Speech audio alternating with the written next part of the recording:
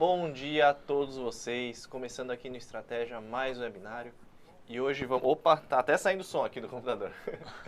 Começando aqui mais um webinário e hoje a gente vai falar do estudo ativo. O nosso objetivo hoje é falar bastante coisa de como absorver melhor esse conhecimento, explicar o que é o estudo ativo e que a gente considera fundamental aí nos seus estudos e que muitas vezes pouco se fala, né? E hoje aqui na presença da fera, que é a Vandinara, especialista da área fiscal, os concursos aí, não tem, dispensa comentários, ela vai se apresentar aqui. Mais um prazer estar junto com você aqui novamente hoje, né? Obrigada. Aliás, a gente fez o Fala Concurseiro, né? Exato, segunda vez agora já. é um webinário juntos. Muito prazer é meu, Victor. Bom, bom dia pessoal, meu nome é Vandinara, sou auditora fiscal, professora, coach. Hoje, como o Victor falou para vocês, a gente vai conversar um pouquinho aí sobre a forma de estudar, né? A maneira de estudar, tentando ali otimizar ao máximo aquele período que você está ali dedicando a se preparar, né? Então a gente trouxe aí um roteirinho de algumas informações que a gente entende ser relevantes e que, observando isso, vocês vão perceber que vão ter ao longo do tempo um rendimento melhor, conseguir absorver mais aquilo que vocês estão estudando. Com certeza. E queria dar bom dia também para a galera toda, aí, Carolina, Daniela, Keila, Carlos, Ana, Juandro. Pessoal, fiquem à vontade também para mandar dúvidas aí no chat, o que vocês precisarem, quiserem tirar de dúvidas conosco, fiquem à vontade, a gente vai fazendo esse bate-papo. E foco dos tribunais ali, Sandra, tem até a galera dos tribunais aí, né, pelo jeito.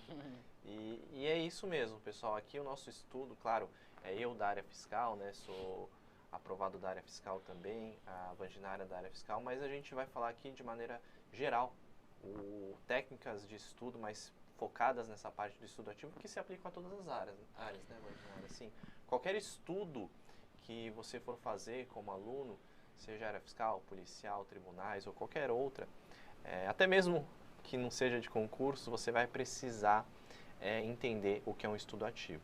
Porque eu vejo que hoje os alunos ainda têm muitas dúvidas, né, com relação a isso, e eu acho que mais do que isso, os alunos acabam achando que em alguns momentos estão estudando, mas não estão de fato, né, Vandinara?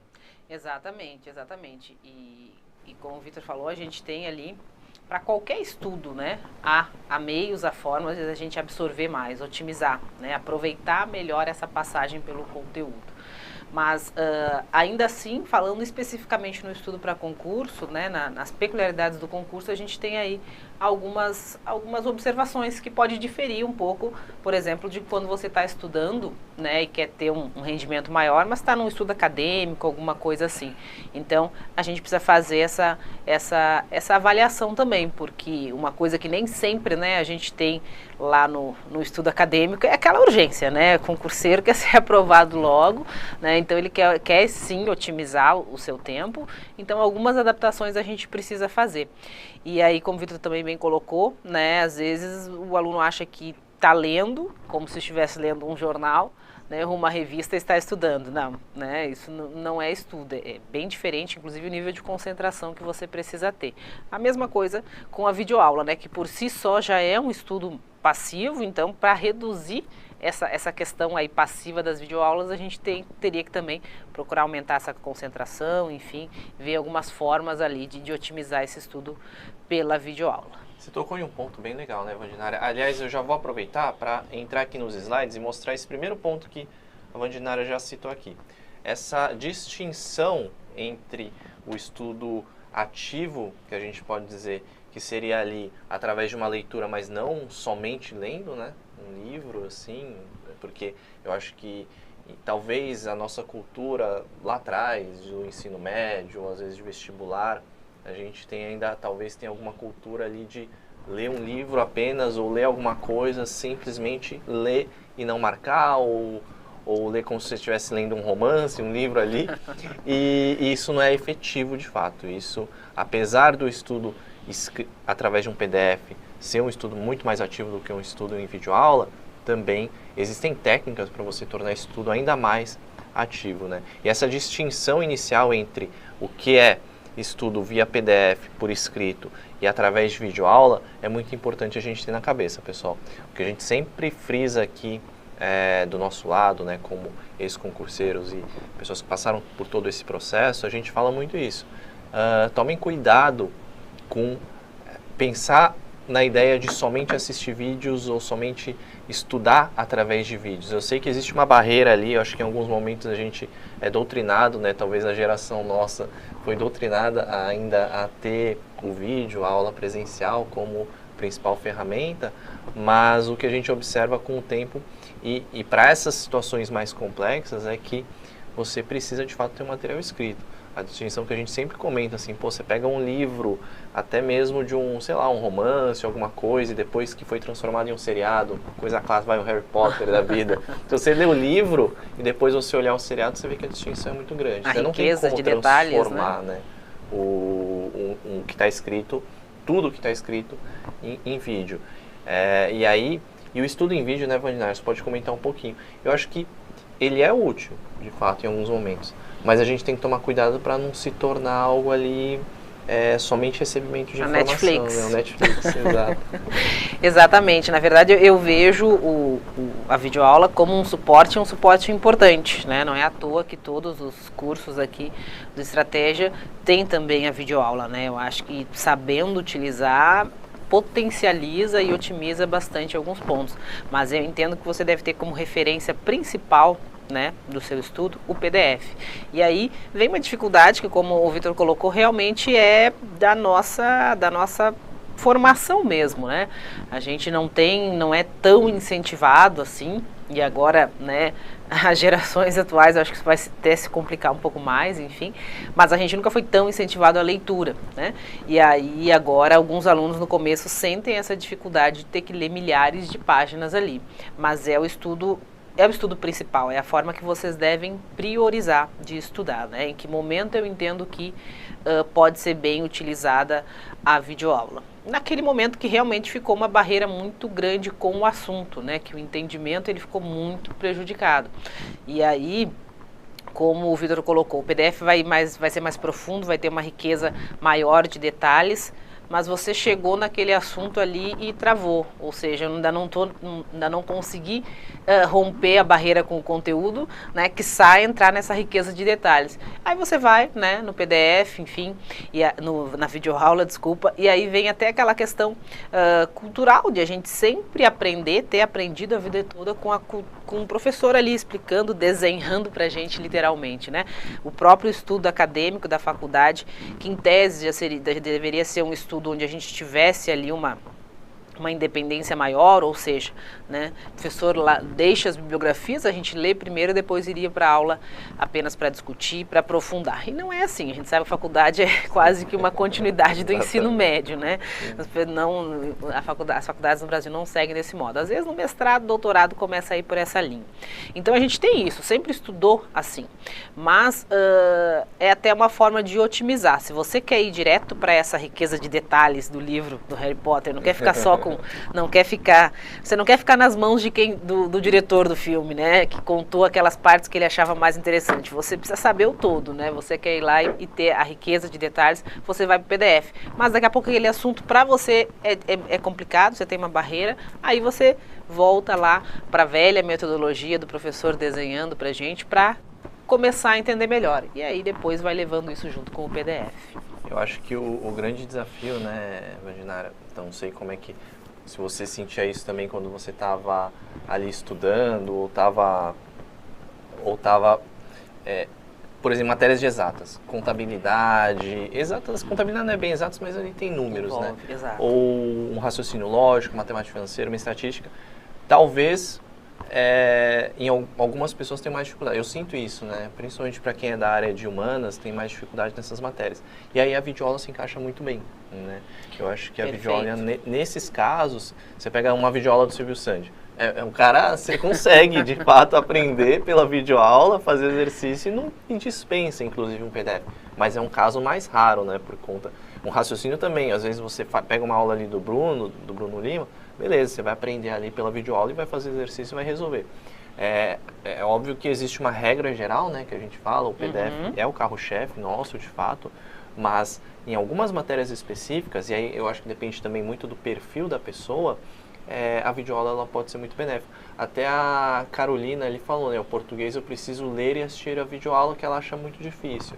Perfeito. Então, Carolina, você não está errada, é o que a Vandinara colocou aqui. Se você tem dificuldade em uma matéria, de fato a videoaula é uma excelente ferramenta complementar, né? Aquela ferramenta que vai te clarear a mente. Ou em alguns momentos, o que eu sinto assim, até mesmo no meu caso, às vezes que eu era formado em engenharia, então não sabia, quando eu comecei a estudar direito, eu não sabia o que era um parágrafo, um inciso, uma linha.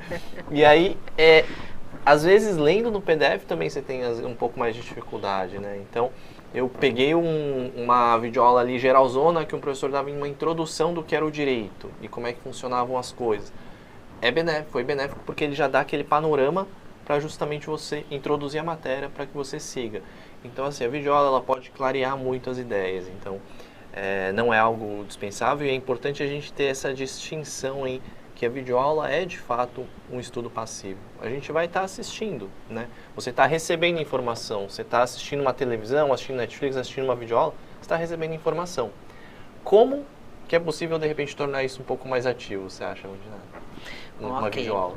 Vamos lá, exato, né? É por si só uma atividade passiva, né? Porque como o Vitor colocou, colocando aí na fogueira, você, eu já te pedi.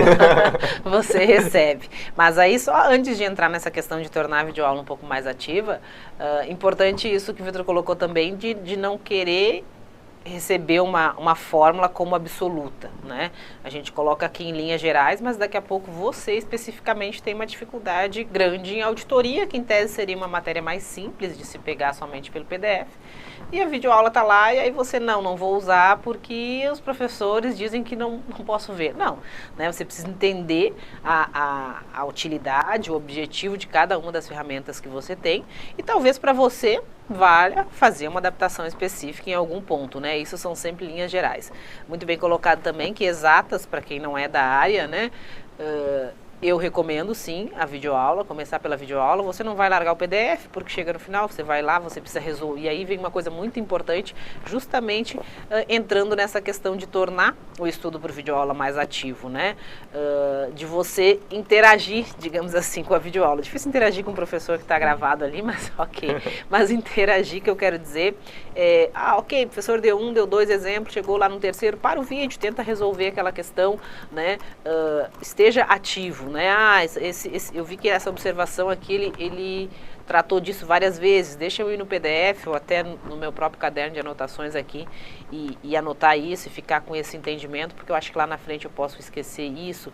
Ou seja, né, você tem que estar realmente concentrado ali, tirando informações e interagindo, resolvendo questões, sem uma coisa muito... né, que muitos alunos às vezes cometem o erro é de realmente tornarem-se ali telespectadores da videoaula e não pararem nem emendam uma aula na outra, né, acabou uma videoaula, vai lá no PDF, pega as questões do final do PDF, resolve uma bateria de exercícios, porque quanto melhor o professor, eu costumo dizer, né, quanto melhor o professor da videoaula, mais a gente vai achar que não precisa fazer nada, porque a gente viu aquela explicação, não, perfeito, eu vi que ele fez ali, não tem dificuldade nenhuma, agora eu sei, né, se você não sabe, se você sabe, exceto se você for lá e se exigir sozinho, né, resolver questões, praticar o assunto. Então, mesmo quando você vai para a videoaula, você não pode abrir mão de ter essa interação dos dois modos, né? Você vai na videoaula como um facilitador, mas volta, faz os seus grifos no PDF, já começa a tratar do seu resumo, resolve questões ali sozinho, né, para ver se realmente na prática você vai conseguir aplicar aquilo que o professor colocou para você. Então, nunca você vai se tornar, ok, vou estudar só por videoaula. Então, estudar contabilidade é só sentar e deixar o Silvio ali, né, enfim, os outros professores falarem e tá tudo certo. Não, né? Ele vai ser um facilitador, você vai acompanhando e aquilo que você não estava conseguindo entender sozinho pelo PDF, você vai se certificando de que está entendendo, vai resolvendo questões para realmente testar se aquilo ali está sendo efetivo, né? Eu acho legal isso que você comentou, né, Vandinara, de a gente, quando estiver assistindo a videoaula, também pensar na resolução de questões posterior, né? Porque no fim você está fazendo um deparo ali de fato eu absorvi aquele conhecimento que o professor está passando na videoaula, eu faço exercícios. Ou mais que isso, um negócio que eu fazia muito era pegar a videoaula e fazer também anotações, né, ao mesmo tempo. A gente faz uma anotação ali de um... E não escrever... tem que tomar muito cuidado, pessoal. Não é transcrever o que o professor está falando, né? Senão você simplesmente vai ficar maluco. Vai fazer o seu PDF. Vai fazer o seu PDF. E aí fica um negócio não produtivo, não eficiente. Mas, em alguns momentos, é importante a gente ter essa atenção de, o professor está comentando lá, por exemplo, uma videoaula que eu assistia muito no início foi a parte de legislação tributária municipal. Eu não fazia ideia de como funcionava ali, então eu falei, deixa eu assistir uma videoaula. Aí eu peguei videoaula e aí o professor ia falando e eu ia anotando ali, ISS, funciona dessa maneira, existe tal coisa. E a videoaula, ela proporciona essa possibilidade de você ir pausando também. Exato. Então, não fica desesperado, querendo anotar tudo. Não, o professor está falando, sei lá, um Silvio que fala muito rápido. Vai pausando, vai anotando ali. Porque você tem essa possibilidade. Ou então um professor que fala muito devagar, acelera o vídeo. Eu acostumei a assistir videoaula com vídeo acelerado. Eu, assim, assistia no mínimo na velocidade 2. Então, você acostuma... E você não consegue nem mais... Acha muito lerdo. Acha muito lerdo. Assim, eu acho que qualquer vídeo que eu assisto hoje, meio que eu acelero o vídeo. Eu só não acelero série para assistir por enquanto. Eu já cheguei a tentar assistir série acelerado. Mas aí eu vi que não dava certo. Olha aqui. Agora, no geral, pessoal, é importante a gente pensar nessas técnicas de otimização do estudo, de ganho de eficiência, porque vão fazer muita diferença. Esse tempinho que você ganha, uma videoaula que às vezes era de 4 horas e você consegue reduzir ela para 2 pela metade, você ganhou muito tempo aí de estudos. Mas enfim, o objetivo é falar um pouco mais do estudo ativo aqui. E aí, eu acho que vale entrar nesse tópico também, né, Vandinaro? Deixa eu ver aqui. A absorção de conhecimento de informações fazendo um esforço maior, acho que está diretamente ligado a essa daqui. Que aí a Mayara colocou ali no chat, ela tinha até perguntado, né? Estudar por PDF, fazer resumos, grifar. E aí esse é um ponto que eu acho importantíssimo a gente focar aqui com vocês. O estudo ativo, ele vai girar em torno dessa ideia também de você marcar o material. E na marcação do material existem técnicas também para você marcar o material. Eu vou comentar um pouquinho aqui, mas acho que é legal você compartilhar também um pouquinho, né, Evangelho? Claro. Como você fazia essa marcação durante os seus estudos aí? Legal. Não, eu vejo, né, a questão que, voltando ali à pergunta da Mayara, né, como estudar por PDF, né, fazer resumo, grifar, como a gente colocou, a videoaula, ok, é um estudo passivo por si só, mas o PDF também pode ser se a gente não se concentrar e não entender que a gente não está fazendo uma leitura ali simplesmente para entender o que o professor está dizendo, mas uma leitura que a gente vai precisar estar resgatando periodicamente, né? Algo que a gente está lendo com o objetivo de resgatar, diferente do que a gente lê quando está lendo ali um romance, enfim. Então, o que eu vejo do problema de você se preocupar muito com o resumo na primeira leitura? O fato de que a gente tem muita informação ali, né? Eu costumo dizer que quando a gente pega um PDF aí, 100 páginas, 120, 130 páginas, né? A gente realmente tem muita informação. Multiplica isso por 15, que são as aulas, meu Deus, né? Quase 2.000 páginas. E aí você está vendo esse conteúdo pela primeira vez, o que é importante, o que é mais importante, o que realmente aparece nas questões, nas provas dessas 1.500, 2.000 páginas. A gente ainda não sabe, a gente começa a perceber isso melhor quando a gente resolve as primeiras questões, as questões do final do PDF e depois continua fazendo questões ali no sistema de questões. Eu costumo dizer que dessas, né, quase 2.000 páginas, dessas 100 e poucas páginas por aula, a gente tem ali conteúdos que realmente são aqueles conceitos que a gente não pode esquecer, que tem que levar, que é o que aparece em prova, aparece nas questões, mas a gente tem ali também chamadas informações, chamadas por mim, né, chamadas informações meio, né, ou seja, informação meio, informação fim. Fim é aquilo que cai na prova, não pode esquecer, isso aqui tem que estar no seu material de revisão. Informação meio é aquela explicação que o professor dá, aquela construção que ele faz para você entender o conteúdo, né? Não tem como somente chegar e jogar os 30%, ó, decorem isso. Não, mas por que é assim? De onde vem isso, né? Qual a fundamentação? E aí torna o estudo, e aí realmente vocês adquirem conhecimento sobre aquilo e não somente decoram, né? Às vezes tem que só decorar mesmo, não tem jeito. Mas a ideia... Em alguns momentos, em alguns momentos né? não vai ter jeito, vai ter que só decorar. Mas a ideia é essa, né? Que vocês tenham toda a fundamentação para realmente entender o conteúdo. Mas no seu resumo já não vai precisar ter toda essa fundamentação. A fundamentação é aquilo que vocês recebem, né? Para conseguir chegar naquela conclusão e tornar mais fácil depois resgatar essa conclusão. Porque você não decorou ela somente, você entendeu, já sabe que é assim, aprendeu, né? Então, esses 30% é o que tem que estar nos seus resumos, né? Então, é importante grifar para tornar até o estudo mais ativo, você está concentrado, está lendo, achei isso aqui importante, mas não necessariamente o seu resumo final vai ter todos esses grifos da primeira leitura, né? Por quê? Porque você não tem essa noção ainda, né? A gente, quando está vendo pela primeira vez, acha que tudo é importante. Deixa só algumas frasezinhas lá sem grifar e depois grifa tudo. Então, de repente, usar uma caneta menos chamativa ou até usar um lápis nesse primeiro grifo para deixar para depois, quando você já fez questões, já está vendo o assunto pela segunda vez, percebeu o que... Não, isso aqui aparece, né? Cheguei no final do PDF, fiz 30 questões aqui do próprio PDF, vi 3, 4 questões em cima desse conceito. Depois fui para o sistema de questões e vi que realmente esse ponto aqui é muito cobrado. Aí aquilo ali sim, né? Aí você vai chegando, vai refinando e chegando nesses 30%. Mas sim, fazer resumo, grifar é importante, só que você tem que ter essa consciência, que na primeira vez que você passa pelo assunto, você, se for tentar fazer um resumo, na verdade você vai fazer uma resenha, você vai tentar escrever, né, numa letrinha menor ou com palavras ali mais diretas para colocar tudo que está no PDF no seu resumo, e não é esse o objetivo, né? Eu cometi muito esse erro no início, assim, também. Eu acho que todo mundo, né, exato, comete. A gente aprende. E aí, o nosso objetivo aqui, né, pessoal, é justamente fazer com que vocês não cometam esses erros que a gente cometeu lá atrás. Que é pegar e, de repente, sair fazendo um resumo de um material logo de cara. Porque você não sabe o que é importante ali, né? Você não tem ideia do que é importante. E aí tem vinculação direta com essa segunda parte, né, Vandinar? Quando a gente fala de estudo, o conhecimento aqui, né, em camadas, que você tinha comentado. Perfeito.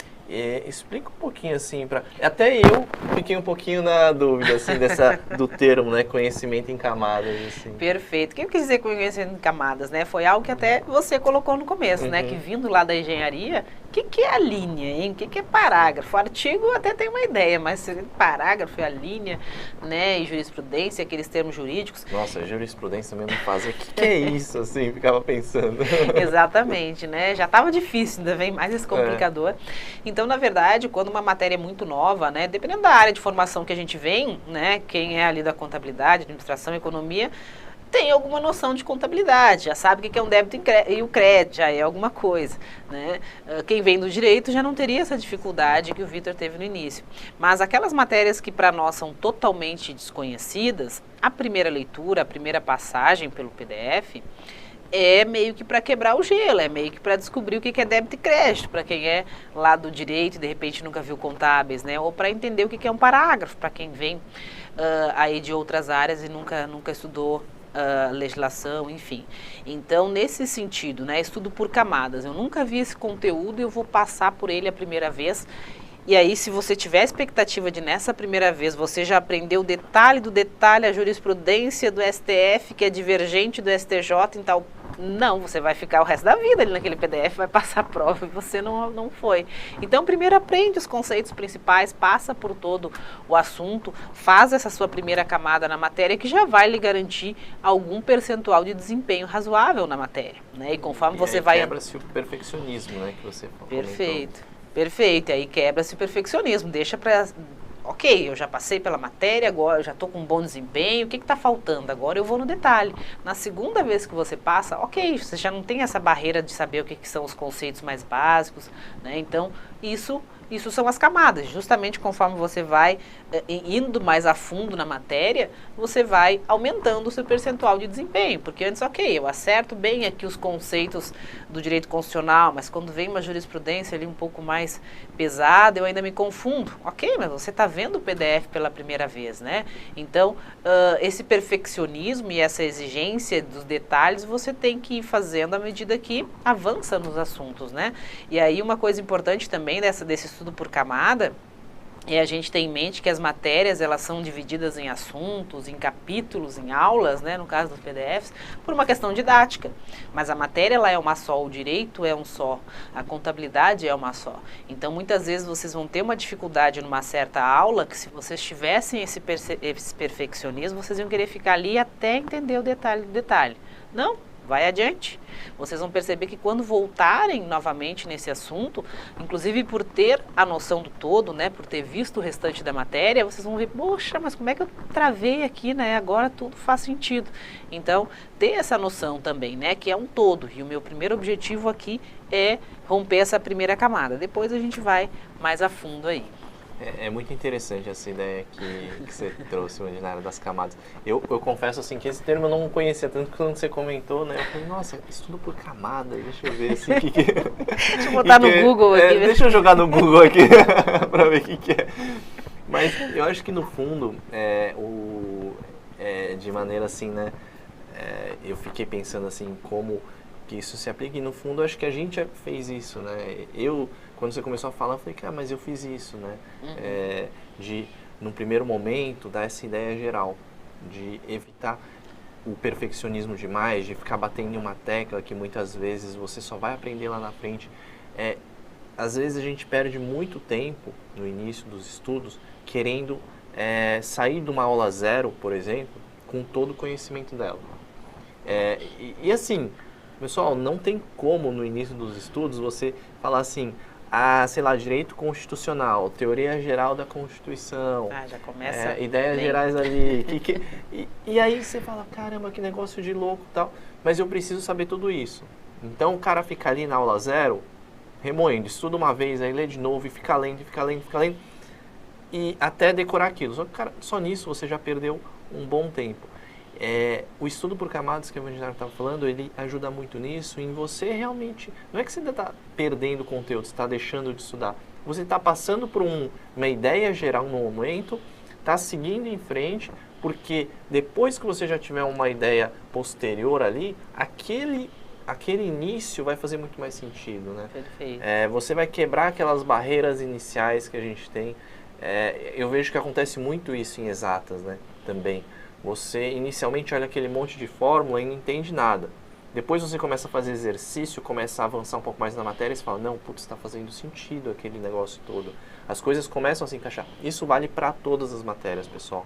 Por isso que essa primeira leitura, esse primeiro contato com o material, é fundamental que vocês não fiquem apegados mesmo. Porque é isso, o concurseiro ele fica apegado, né? No início dos estudos a gente fica apegado. Eu lembro que eu às vezes estudava 3, 4 aulas e eu falei, nossa, tô na quarta, mas parece que eu esqueci a aula 0.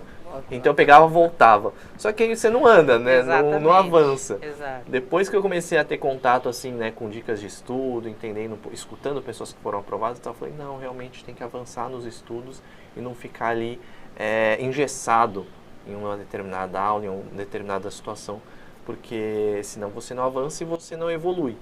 Você vai ficar sempre com a sensação de que meio que você tem tudo isso daqui de conhecimento para estudar. E você sente que você está sempre rodando nesse iniciozinho, né? Exato. Isso é extremamente comum. Deixa eu ver se tinha alguma... Pode falar. Não, na verdade era justamente isso que você falou, né? E além dessa questão do estudo por camadas, tem outra questão ali, né? A gente tem daqui a pouco 15, 20 assuntos ou 15, 20 aulas para estudar.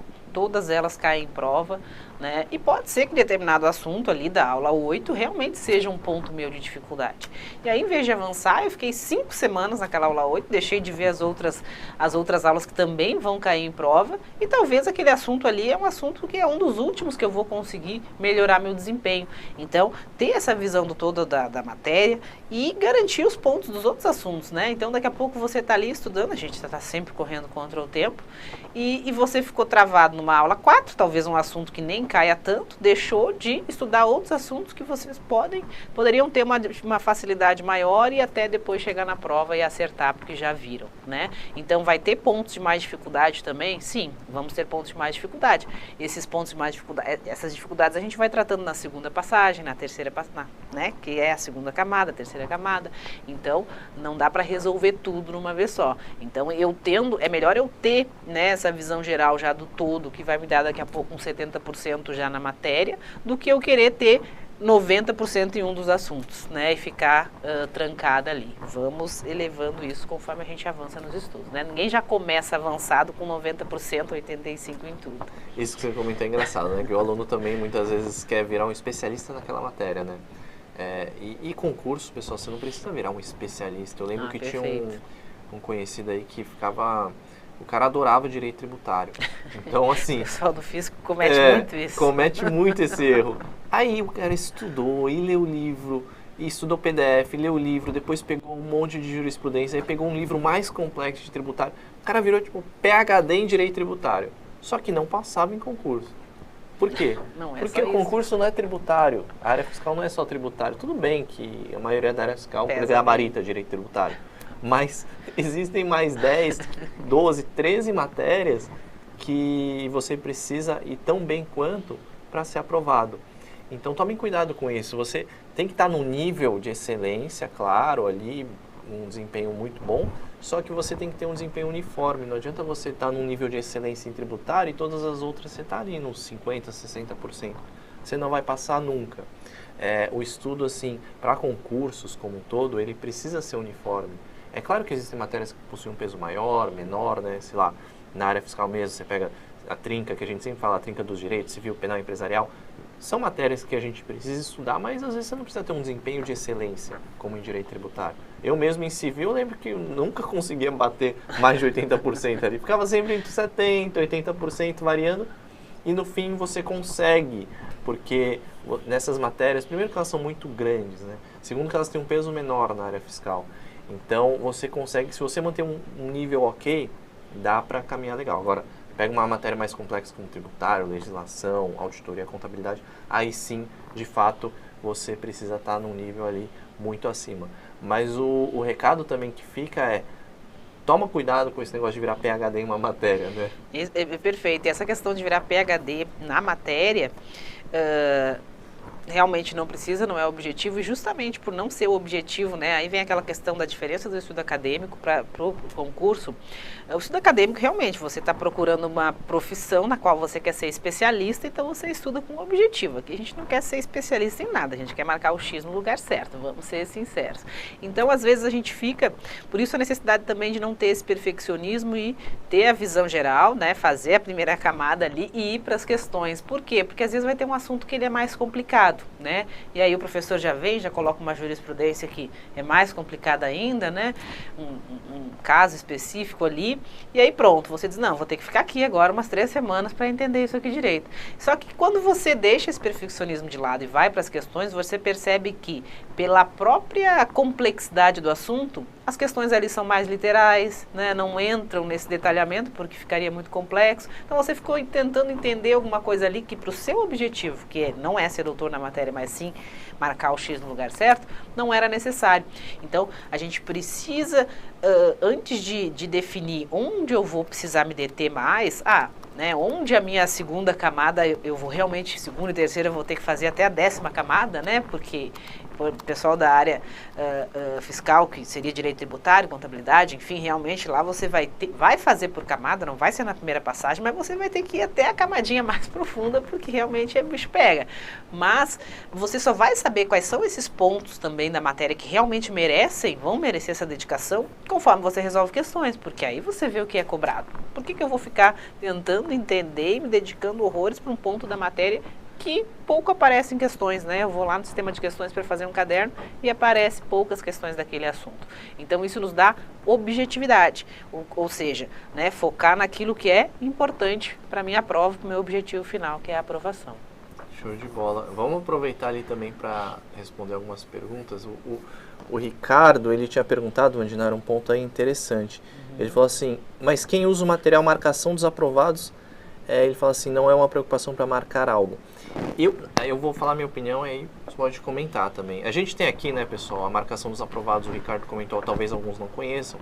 Os nossos PDFs, a gente tem a opção de você baixar o PDF em branco, né, ou o PDF marcado. Por quê? Porque a gente tem um time de aprovados aí nos maiores concursos e os primeiros colocados aí, marcando o material. Então eles vão lá e fazem a marcação ali da maneira como eles entendem que são os temas mais relevantes daquele respectivo PDF. Ajuda muito. certamente assim é um meio de você também já saber o que é importante naquele PDF, porque no fim das contas foi um aprovado, um cara que passou por aquilo, que está marcando aquele PDF. Mas eu sugeriria o seguinte, se eu tivesse hoje na posição também estudando, eu pegaria, com certeza, utilizaria em alguns momentos ali a marcação dos aprovados, mas eu acho que vale você também marcar coisas ali, anotar coisas e não ficar somente vinculado ou fixado àquela situação, né? Eu acho que você personalizar, você ter a customização de acordo com a sua percepção daquele PDF, daquele conhecimento é importante também. E não ficar somente... É a mesma coisa que resumos, né? Você fazer o seu próprio resumo é diferente de pegar um resumo pronto. Resumo pronto é ruim pegar? Muito pelo contrário. Eu peguei muito resumo pronto para pós-edital, assim, que você está na correria e tal. Mas você criar alguma coisa sua, você personalizar, também faz muita diferença, né? Perfeito, perfeito. Na verdade, eu acho que há momentos e momentos, né? Matérias e matérias, né? E aí a gente acaba sempre caindo na área fiscal, porque é a nossa área, que é o que a gente comentou de matérias que tem uma pontuação alta e são complexas, como tributário e contabilidade, por exemplo, né? E, de outro lado, civil, penal e empresarial, que são matérias que também caem, mas normalmente nunca tem um peso tão grande, né? Então, ok, né? Estou num pós-edital, a matéria civil, penal e empresarial, vou direto na marcação dos aprovados, vou otimizar meu tempo, eu não tenho que me preocupar tanto com essa matéria. Tributário e contabilidade. Eu tenho que aprender tudo, nem posso escolher muito aqui o que eu vou aprender, eu tenho que ficar o melhor possível nessas matérias. Então, tem isso também, a questão do momento, a questão de uma situação de contingência. Eu acho que o aluno que está estudando no pré-edital sabe aí que tem que fazer uma boa preparação naquela matéria, né, pessoal do Tribunal de Contas, aí com a contabilidade pública, a AFO, enfim, sabe que realmente tem que dominar o assunto. Eu acho que aí, porque não deixa de ser, de certa maneira, um atalho, né? Você deixar de ter que, em vez de ter que ler a primeira vez, fazer questões para poder eu entender o que aparece mais e o que eu tenho mais dificuldade para ir construir minha matéria de revisão, eu vou, né, de certo modo, pegar esse atalho e já otimizar meu tempo. Eu acho que serve para matérias que não são tão importantes e não pesam tanto no seu concurso e como uma situação de contingência. Minha prova, meu edital saiu, a prova tem uma data, o meu tempo é esse, eu tenho que otimizar ali para chegar da melhor maneira possível. Mas quando a gente fala num estudo regular, né, de médio prazo, aí se preparando para os concursos, as matérias mais importantes ali, que mais pesam, eu sigo na linha do Tanaka também. E aí vem outra questão, né? A questão de grifar, de fazer resumo, não somente como construção de um material de revisão. Deixa eu explicar. Uma coisa, você pode fazer o seu resumo, né, os seus grifos, com o objetivo de construir o seu material de revisão. Perfeito, né? Estou fazendo isso para construir meu material de revisão.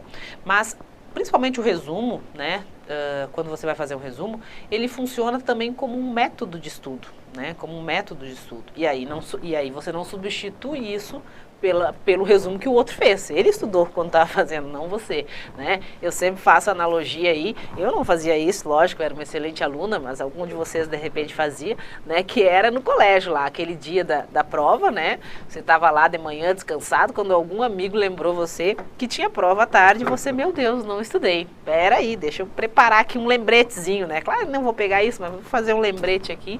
E aí você ia lá e pegava um papelzinho desse tamanho e tentava colocar ali todo o capítulo do livro de ciências ali que ia cair na prova naquele resuminho. Você tinha que entender o assunto para conseguir escrever ele em poucas linhas, enfim, você acabava tendo que estudar ali rapidinho para fazer aquela cola, né? O que acontecia? Chegava na prova, você não pegava aquilo, porque você decorou, né? Você estudou, teve que resumir tudo que estava ali para conseguir fazer caber. Que eu já fiz isso uma vez na vida, pelo menos.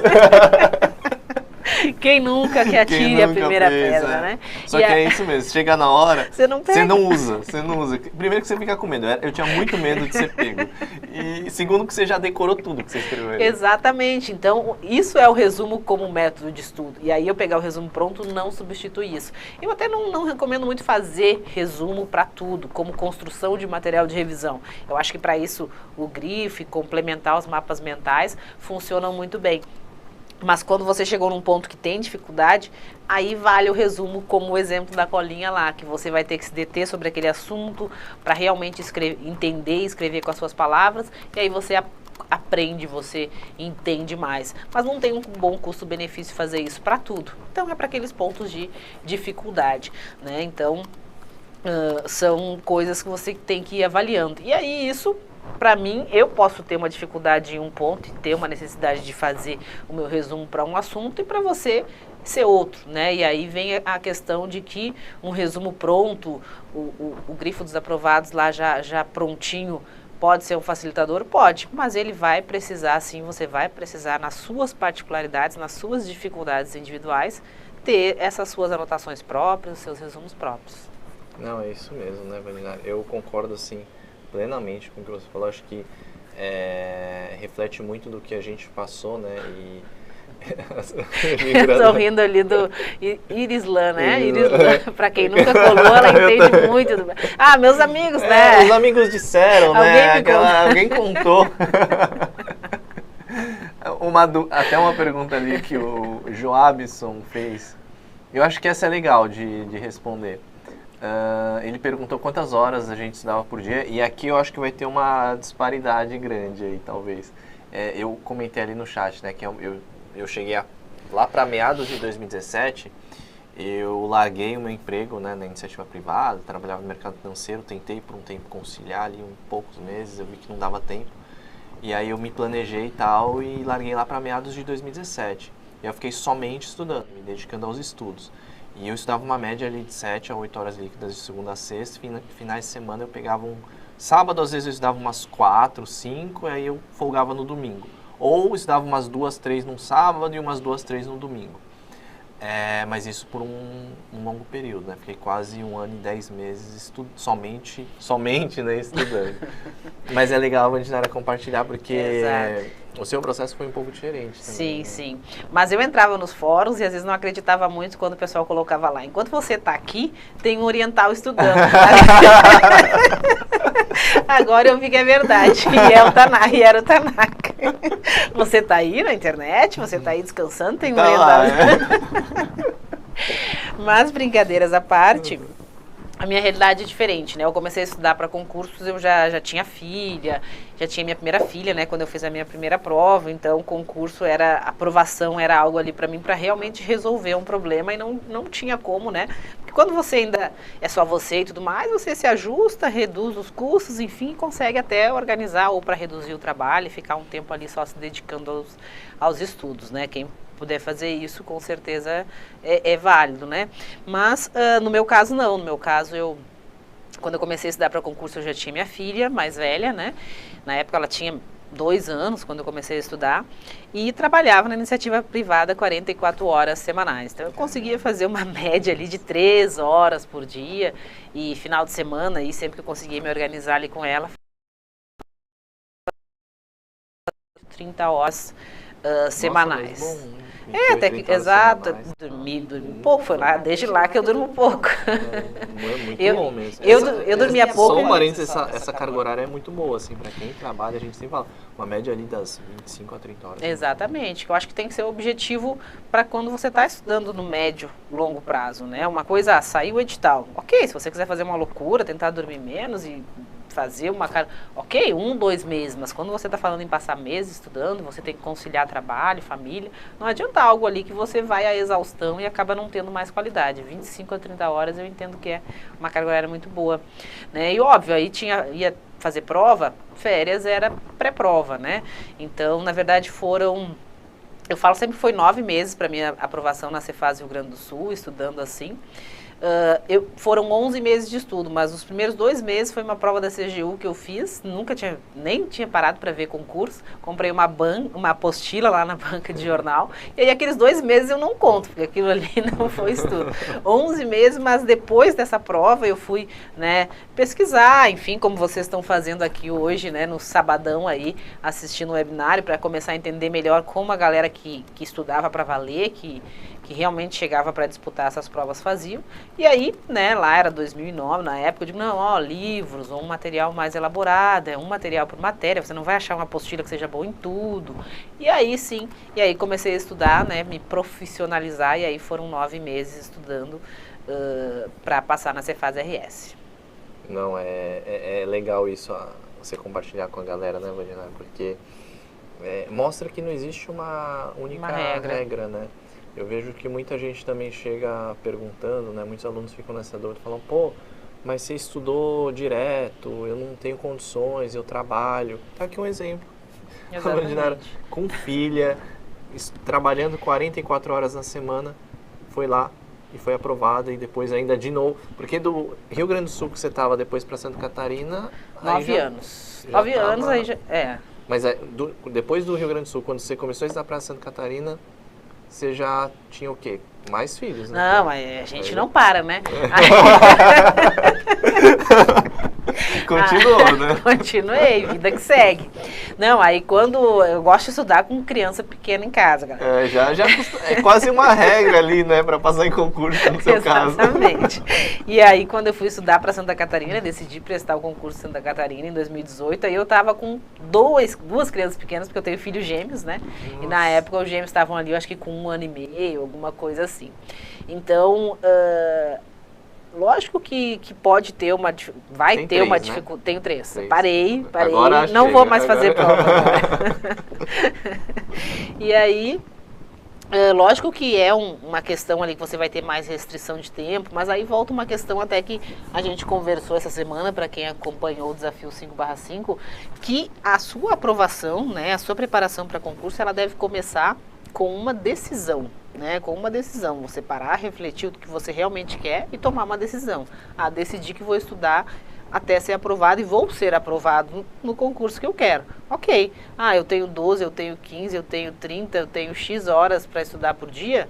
Não interessa, eu vou pegar áudio, quando eu estiver no deslocamento eu vou usar áudio, né? Vou tentar me adaptar, não dormir de repente 8 horas, dormir 6 e ver se meu organismo se adapta. Não se adaptou a 6, mas a 7, já ganhei mais 1 hora. Enfim, horário de almoço que eu ficava ali só no Instagram rolando lá, vendo o que estava acontecendo lá com os outros, eu vou pegar e vou estudar. Ou seja, a gente consegue criar tempo, né? E aí eu gosto sempre de falar do meu exemplo por isso, porque eu sei que no começo foi assim comigo, né? Eu me questionei muito.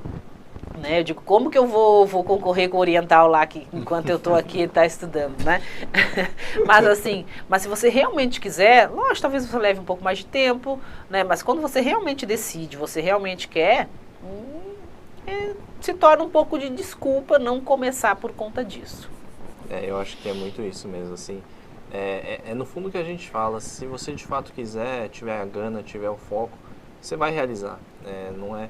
E não é o caso assim só da Vandinara, sabe? Eu conheço diversos aprovados no meu concurso lá de Guarulhos também, em Goiás, que tinham filhos, foram lá, executaram, trabalhavam também, não estavam só estudando, foram lá e foram aprovados. Aprovados na frente de um monte de gente que... Na frente não, foram aprovados e outros ficaram de fora, e outras pessoas que às vezes somente se dedicavam a isso. Então... É plenamente possível, pessoal, só que você tem que saber se organizar, você tem que saber que você vai abdicar de um tempo, um tempo ali de lazer mesmo, você vai dormir às vezes um pouquinho menos, mas tem que saber se planejar também. Eu lembro assim, que desde o momento em que eu pensei em estudar, eu coloquei na cabeça que ia ser uma guerra, assim, ia ser um desafio que eu ia ter que lutar mesmo. No momento que eu falei, eu vou somente me dedicar aos estudos, então é um trabalho, até para quem... Aí tá pensando, eu vou largar o meu trabalho somente para se dedicar. Você vai largar o seu trabalho e você vai continuar trabalhando. É um trabalho. Todo dia eu acordava e falava, não, hoje é o meu trabalho, eu tenho que cumprir minhas 7, 8 horas aqui, não tem desculpa. Até porque, né, o pessoal acha que aí é tudo um conto de fadas, mas você se cobra muito mais, né? Peraí, eu abri mão, né, de uma situação que eu já tinha, enfim, e se por um lado você tem mais tempo... se não sabe lidar muito bem com essa pressão de ter daqui a pouco deixado o trabalho, enfim, acaba sendo até mais difícil, né? É um fator emocional que pesa bastante e que tem que saber lidar. E como o Vitor falou, vai ser um trabalho, você está trocando um trabalho pelo outro, né? Não, exatamente. Existe essa carga emocional, né? Eu acho que quando a gente fica em casa também, somente se dedicando... eu falava assim, eu não era uma pessoa ansiosa, eu sempre fui muito tranquilo. Passou um ano, eu tava assim, meu Deus, já era, não vai dar, não sei o quê. E aí você tem que respirar, porque é diferente de um vestibular, que eu falo assim, que tem todo ano, o concurso você não sabe quando vai sair. Você não tem previsão nenhuma. É claro, não, foi autorizado, beleza, vai acontecer. Mas você não sabe quando vai sair. Santa Catarina, eu lembro que saiu de uma hora para outra, assim. Estavam falando, arquivou o processo, não vai ter mais concurso. Virou um mês, pronto, concurso, deu um mês, edital. Então, é um negócio totalmente imprevisível. A gente tem que estar preparado para isso. E mais que isso, saber otimizar o nosso tempo. A Vandinara, certamente, quando estava ali com a filha, trabalhando, otimizou o máximo que ela tinha de tempo. Eu mesmo, quando estava no mercado financeiro por um tempo, eu fiquei ali uns 3 meses tentando conciliar. Me mudei para do lado do banco. Eu acordava assim, 5 horas da manhã, estudava até umas 8, 8h30, que era o horário que eu entrava. Depois chegava em casa 9, 9h30 da noite, ainda estudava um pouquinho. Porque pegava a hora do almoço, eu lembro muito isso. O pessoal gostava muito de sair para almoçar, né? Assim, para fazer networking e tal. O mercado tem muito isso. Sim. Eu comecei a abrir mão disso e eu levava comida, eu ia pro estacionamento do prédio lá. Toda vez o pessoal, mas onde você vai? Não, eu vou dar uma saída aqui. Aí eu pegava, descia, comia a marmita lá no carro e aproveitava aqueles 40, 50 minutos que eu tinha também para estudar alguma coisa. Então você otimiza, você tem que buscar o máximo ali de espaço, ainda mais pensando nisso. Tem pessoas ali somente se dedicando, eu preciso dar um jeito aqui de passar, né? Exatamente, mas isso que você colocou é importante porque todo mundo paga o seu preço, né? Todo mundo paga o seu preço, mesmo aquele que tem o tempo todo para se dedicar, tem toda essa questão aí, né? Enfim, essa cobrança, ansiedade que começa a bater conforme passam os meses. Eu até estou estudando, mas não saiu o edital, então, enfim, é bem complicado, não é fácil para ninguém, né? Então, e aí, quanto menos tempo você tem, mais importante é você também dar atenção para essas coisas todas que a gente está falando aqui, né? Porque são todas coisas que nos economizam tempo, né? Quando a gente já sabe que não adianta eu tentar fazer um resumo na primeira vez que eu estou vendo o material, porque é um resumo que eu não vou aproveitar, ele vai ficar enorme, eu vou ter que refazer lá na frente. Enfim, né? A questão do planejamento e tudo mais, tudo isso quando você aprende a estudar melhor, você está ganhando tempo, né? Porque é melhor a gente aprender com outra pessoa que errou e nos diz, não faz assim porque não vai dar certo, do que a gente precisar passar aquele tempo, errar para aprender. Então, importante sim, né, utilizar e aprender com quem já passou por isso, né, e pode transmitir isso para vocês. Vão por aqui, não vai por ali. Lembrando que não tem uma regra absoluta, né, pessoal? Vocês têm que pegar esse conhecimento e ir vendo o que se adapta mais à realidade de vocês. Mas tudo começa com uma decisão, né? Uma decisão, né? Seja como do Tanaka, que estava trabalhando e decidiu trocar uma situação lá que ele já tinha para realmente se dedicar por algo. Como ele falou, a gente não sabe se o edital vem, quando vem, se eu já vou estar preparado ou se vai vir 2, 3 anos depois e eu já vou estar ali num estresse, numa ansiedade máxima ou uma situação parecida como a minha. A gente tem aprovados, né, em ambas as situações e reprovados em ambas as situações. Por quê? Porque os aprovados são aqueles que tomaram essa decisão, né? Independente das circunstâncias parecerem não tão favoráveis, decidiram que iam ser aprovados e fizeram o que tinha que ser feito pelo tempo que teve que ser feito, né? Qual a técnica para estudar com criança pequena? A Camila perguntou. Bom, criança, né, tem que dormir, criança pequena tem que dormir pelo menos umas 10 horas, isso é o que os médicos dizem, as meus dormiam 12. Não, na verdade, na minha primeira aprovação, né, o que acontece?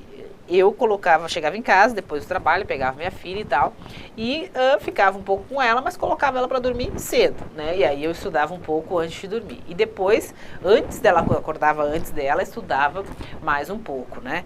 Outra situação é o áudio, né? Às vezes eu tinha que estar ali, estava de olho nela, ou estava fazendo alguma coisa na casa, mas o áudio eu seguia escutando como uma forma de revisão. Você está fazendo uma tarefa de casa, ou uma atividade física, ou está no deslocamento. Ok, mas eu não vou conseguir concentrar 100% num áudio, mas para revisar, né, para ficar escutando uma videoaula de um assunto que você já estudou o PDF, sentiu uma certa dificuldade, talvez alguns trechos você não consiga se concentrar tão bem, mas como uma forma complementar funciona muito bem, né? Então, é criar tempo. Eu sempre digo que estudar, quem tem filhos, enfim, muitas atividades, vai ter que criar tempo. E principalmente, com a questão das crianças aí, é ter uma resiliência, estar preparado para ver o seu planejamento indo por água abaixo todos os dias, porque criança não fica doente na data que você planejou, não dorme na hora que você planejou, não faz manha na hora que você planejou. Então você tinha planejado estudar 3 horas hoje, deu para estudar 2, né? E vai ter que ir adaptando isso, né? se organizou para acordar cedo e estudar, e hoje a criança acordou mais cedo, porque, enfim, é a vida, tem que saber lidar, jogo de cintura e seguir em frente, porque você decidiu, né? Isso daí é verdade, né? A gente, por enquanto ainda não é um problema para mim, mas isso me incentiva até a pensar, né? De qualquer maneira, sempre é possível, independente da situação. A gente tem que, se a gente souber ali, tiver foco total mesmo, a gente consegue lidar muito bem com isso. E eu acho que a gente só ficou faltando falar um pontinho aqui, né, galera? Mas acho que a gente comentou um pouquinho, né, Vandinara, sobre as questões. Sim. Eu acho que as questões ali como um complemento aqui, pessoal, a gente colocou as questões e existe estudo ativo em questões. Mas acho que a gente comentou bastante coisa, mas acho que o recado das questões as questões acabam servindo ali como quase um teste, né? Ou como é que a gente pode falar? Fazendo ali uma comparação entre o que você de fato, né, estudou e o que de fato você absorveu, né, Vandinara? Exatamente, entender como aquilo é cobrado, né, como aparece em prova, até para direcionar o seu estudo, né.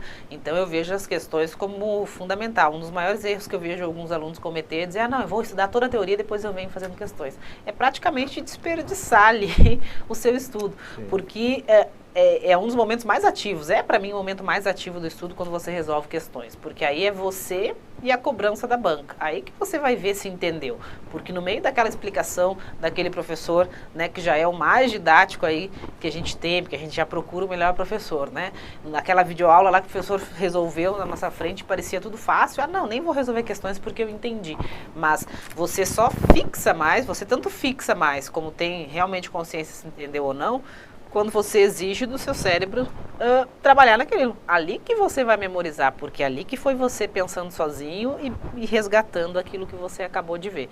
Então, as questões, desde o início dos estudos, ele é fundamental. Até porque, para que a gente está estudando? Se não é para, no dia X, sentar lá na cadeira e resolver questões, né? Então, questões são fundamentais. Um ponto que o pessoal colocou ali, que sempre me perguntam no Instagram, né? Rael, dá tempo. Alguém colocou ali, tá com 51, outros perguntaram qual foi a idade da aprovação, alguém colocou que está com 38, eu não vi o nome, né? Outra falou 44. Exatamente. Então, assim, pessoal, a expectativa de vida do brasileiro está bem. Tá louco, a expectativa tá aumentando, de vida do brasileiro está aumentando. Então, você dá tempo de passar e ser aposentado na expulsória aí, com a expectativa de vida do brasileiro. Eu acho isso, lógico que a gente, né, tem isso, eu, pelo menos hoje, nos meus 39 anos, acho isso uma grande bobagem. A minha primeira aprovação foi com 2010, 28 anos, 2009, 28 anos, né? Mas agora tô com 39, acabei de assumir um novo cargo, né? Com 36, 37 ali, fiz concurso novamente, troquei de cargo, porque eu acho que isso é besteira, essa questão, assim. A questão é você preenche os requisitos do cargo, né?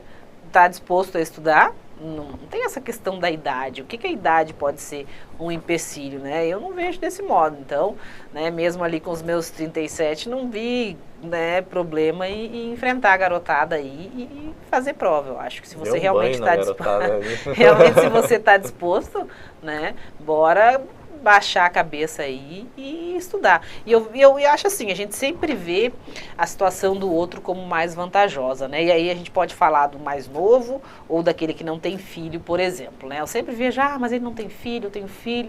E aí é algo que eu sempre coloco, né? Lógico, o filho toma tempo, enfim, recurso, tudo. Mas aquele que ainda não tem filho não tem noção de qual é a motivação que a gente tem para estudar, né, além daquela que todos têm, do que a gente saber que tem, né, ali uma pessoa que a vida dela, a formação dela, as oportunidades que ela terá ou não, depende muito daquilo que a gente vai conseguir oferecer a ela. Então é uma motivação para estudar, para conquistar algo mais, que essas pessoas não têm. Então a gente só vê um lado, não vê esse outro lado, né? A mesma coisa com relação dos mais jovens, né? A maturidade também é algo que ajuda em vários pontos. A gente já vê as coisas, né? A organização dos estudos, enfim, de outra maneira. Então, a gente tem que perder isso de achar que sempre, né, a grama do vizinho é a mais verde, a mais... E a gente tem uma tendência forte aí. Exatamente, a gente sempre faz isso. Se não cuidar, a gente sempre vai fazer isso. Todo mundo é assim. É isso mesmo. E só para tirar uma dúvida mais ali, que eu lembro que alguém perguntou de hora líquida. Hora líquida, pessoal, talvez seja uma dúvida. A gente vai falando hora líquida como se todo mundo soubesse, né? Mas é comum, né, o aluno ter essa dúvida. Hora líquida é você de fato cronometrar o que você está estudando. Vou dar um exemplo simples aqui.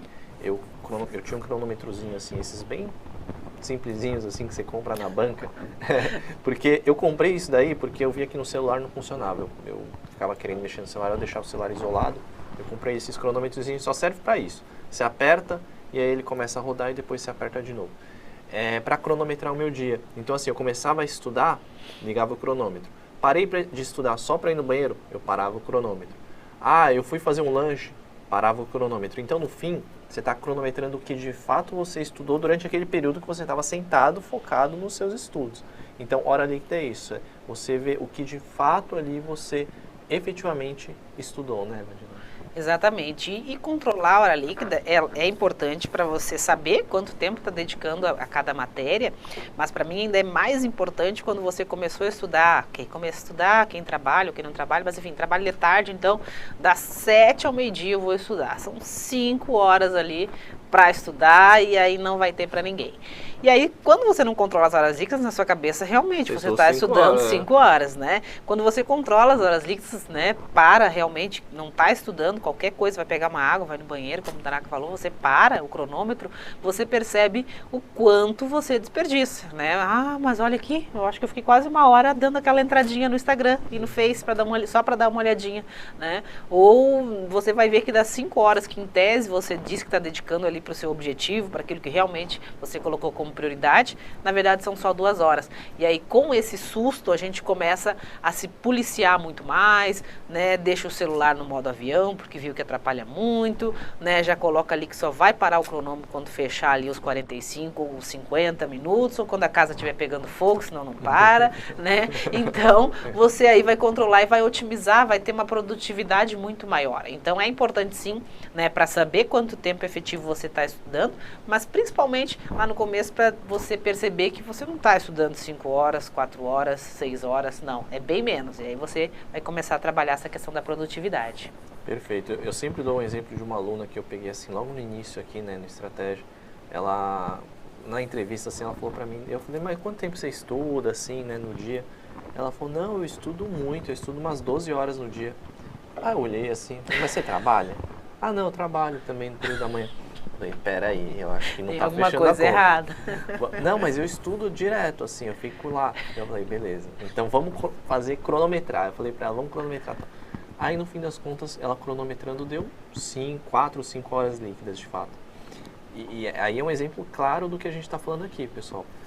Ela, efetivamente, horas líquidas, ela estudava 4, 5 horas. Só que ela achava que estava estudando Exato. 12 porque ela ficava lá sentada ou tinha disponível ali naquele período aquelas 12. Mas no fim ela não estudava efetivamente aquilo. Exato. Né? Sempre vai ter uma diferença, né? A gente nunca vai conseguir ficar horas a fio ali concentrado. Você vai ter que dar uma pausa, descansar, tomar um café, vai no banheiro, enfim, para um pouquinho para descansar e recuperar a concentração. Mas você vai ver quando você cronometrar que daqui a pouco você estava ficando quase tanto tempo ali nas redes sociais ou checando o e-mail, né, do que estava estudando. E aí você começa a controlar mais. Então, tudo isso que a gente fala, essa questão das horas líquidas e tudo mais, né, é o que a gente chama hoje em dia do concurseiro profissional, né? Não dá mais para achar que eu vou, não, deixa eu pegar aqui uns livros, uns PDFs e vou começar a ler aqui nas minhas horas vagas. Não é assim não. Não é assim não. É isso mesmo. Pessoal, acho que assim, deu pra gente falar, né, bastante sim, coisa né? aqui. Acho que deu pra passar a mensagem pra galera. Deu pra passar a mensagem pra vocês.